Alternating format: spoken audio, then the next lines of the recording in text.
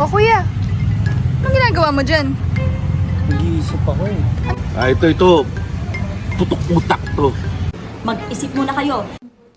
Mga kapuso, atin lang to Ano yan? Hindi mo pa alam? Teka, ako may kutob na ako kung sino. Sino kaya? Sino kaya? Abangan kung sino talaga ang Ang tunay na ama ng anak ni Vanessa. Sino kaya ang tunay na ama ng anak ni Vanessa? Si Calvin Cuba o si Elias? And abangan kung sino ang ama ng anak ni Vanessa, si Calvin kaya o si Elias. Tumutok lang sa inyong pabasang morning show. Ano yun? Nagagigil, isa pa. Ito kasi! Ano? Oo, Buntis ng ate ko. Sino yung ama? yun nga yung tanong. Ano kaya? Sino kaya? At ano ang labas sa DNA? Pinasaya na ako eh. Tapos ngayon tatanungin tayo kung sino yung tunay na ama. Kung ako ba o si Elias, pambihira naman kayo.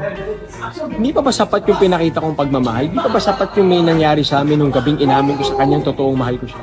Si Calvin ba ang magiging tatay? O si ano? Si Elias. Sana si Elias. Hindi pwede si Calvin. Saan ba natin pwedeng abangan? Abangan po natin yan sa Black Rider. Pero ako, alam mo kung sino. Si... Ano rin yung Black Rider, syempre. Bahala na kayong malaman yan. Ba't ganun? Alam nyo, anood na lang kayo sa GMA Prime. 8 PM yan para malaman na natin na ako ang tunay na ama. Tiwala ako kay Vanessa. Tiwala ako. Kaya abangan niyo yan mga kapuso. Dito lang sa Black Rider. Abangan! Abangan natin yan dito lang sa GMA Black Rider 8 PM po. Abangan yan. Black Rider sa GMA at GTV. Pero sana talaga si Teka. Elias. Tawagan ko muna ate ko, ako na mag-confirm. Abangan yan.